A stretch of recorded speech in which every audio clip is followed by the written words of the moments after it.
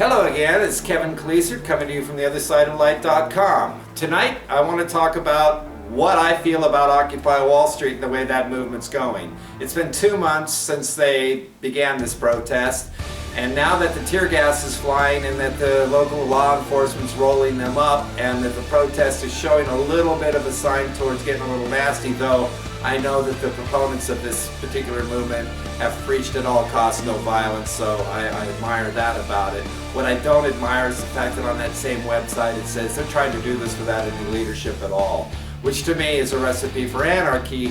And anarchy, as far as I'm concerned, leads to people like Stalin, Hitler, Mussolini.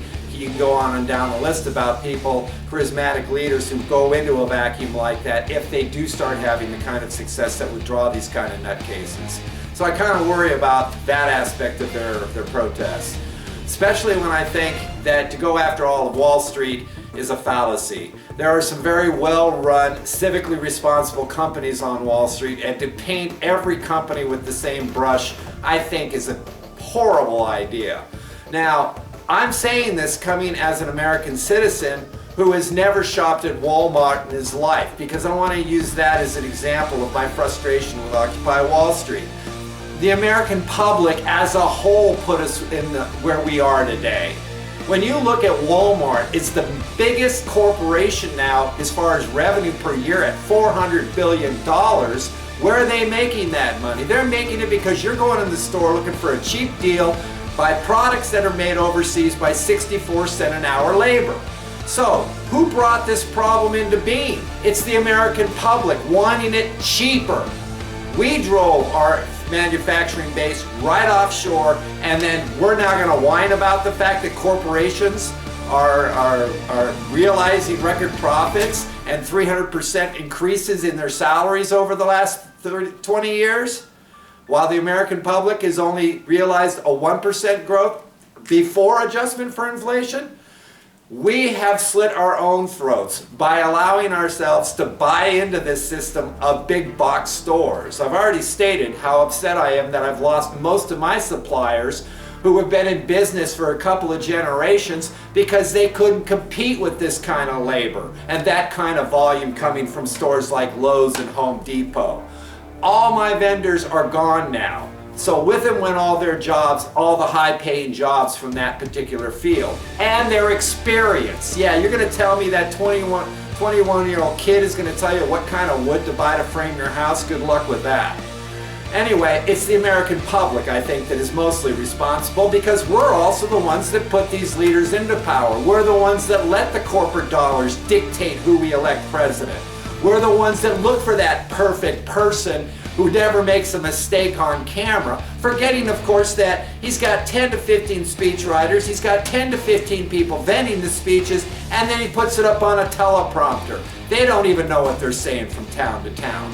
These are the people you're putting up for election in 2012. So when I say I really don't agree with Occupy Wall Street, I don't see anything productive that's going to come out of this. If we go after the companies that have made it difficult for us to function equally within the society, with justice in the society, I mean, if you look at it from a statistical perspective, look what it takes to run 300 million people in this country.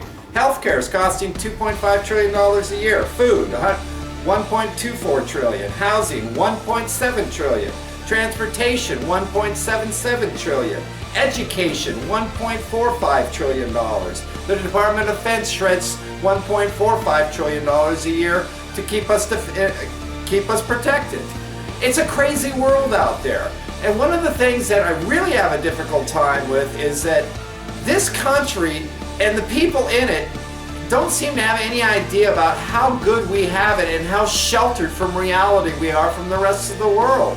Pick up a map and look at what's going on in the majority of countries in Africa. Look at what's going on in the Middle East. People talk about the Arab Spring and what a wonderful thing it is in comparing Occupy Wall Street to it.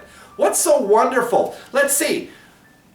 Egypt's army ran the government through Mubarak before he was overthrown. And let's see, who's running the elections right now in Egypt? The army. Do you think they're going to give up power? Not going to happen. Libya. Okay, great, we lost Gaddafi. What are we going to get now? Are we going to get a Sunni chieftain that's going to ally himself with Iran, or are we going to get a Shia that's going to ally himself with the West? We have no idea. All we know is Libya's oil's got to go to Europe and Iraqi oil goes to the United States. End of story. So, where we spend our money is more important than you going after and wanting to blame just Wall Street for our ills. We are every bit as responsible. We don't know what's going on in the rest of the world. The average citizen can't even find these countries we're in conflict with on a map without labels. So, before you want to put a blanket statement out there and protest the way things are going, why don't you take a look at the fact that we spend $55 billion on recreational boats every year. We spend $410 billion a year on professional sports. Recreational vehicles, 8% of the homes now have one in their driveways. We buy 11.8 million cars last year. Did you really need a new car? Did you need another payment? Did you need to go further into debt for that car? Luxury car sales are up 24% in 2010. Okay, so what's the issue here? We've got definitely a two-tiered society. Part of the problem is because of buying at these big box stores, we've lost all the stepladder jobs where people who don't have a college degree can actually grow in our society. Jobs where you serve an apprenticeship for 3 years, and then you're a foreman, a supervisor, or you're a clerk, and then you're an assistant manager, or a general manager. It's always been about working your way up in the United States. We've lost the majority of those blue-collar positions, so we train our youth who don't go to college into these skill positions. Those skill positions are gone right now. One of the reasons being because we forgot how to work. You think that we brought in, what, how many? They're estimating 20 million illegal immigrants over the last 30 years. We didn't bring them in because there wasn't any work. We brought them in because the average American wouldn't do those jobs anymore. And that's the fact of the matter. The work ethic in this country overall from the last generation has been blown out the doors. Everybody wants things now. They want the easy buck, and the greed goes from the bottom levels to the top. The housing bubble is my best example of that. If you're looking at cooks, plumbers, maids, masseuses, all going out and buying overly inflated investment properties and having 3 or 4 of them where they're making $35,000 a year and making on a $600,000 mortgage where they're not even paying half the interest on it, well, gee, was that a good idea? Their greed was every bit as bad as the banks and the financial institutions and the security speculators. Everybody played a part in it. So to single out Wall Street, look in the mirror before you start looking to go ahead and put a blanket statement on the system itself. The system's not what's broken. It's the fact we've allowed the system to overcompensate for what happened when unions had too much power in the 1970s. In 1980, when Reagan came in, I didn't disagree with that. I do disagree now with the overload that we have where too much wealth is in too few hands. But that gets back to boycotts. We got to boycott specific companies, specific issues. Go after Bank of America, not because they're Bank of the Devil. We go after them because they are the worst with loan modifications. And I've known people that have dealt with these people for 2 years, asking the same information over and over and over and over again. And at the end of the 2 years saying, no, we're not going to do this and you owe us $60,000, and then they take your home. So, find out what it is you're protesting and then go after the specifics. Then we can go after getting the leadership we need, which is not through corporate America because duh, they're the ones spending the money to elect the people. Don't you think they're going to want the people that are going to do the most for them?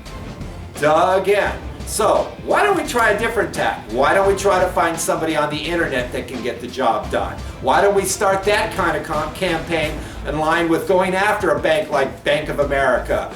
Go after, you've already got the network set up. Every major city, every major branch, you get the permits, you show up, and then you embarrass the customers going in to stop banking with them. It's a process, and to do that, you need to educate yourself to the facts. Anyway, that's all I've got to say about that tonight. I'll be bringing us up more on my next video, so be sure to tune in. Thank you.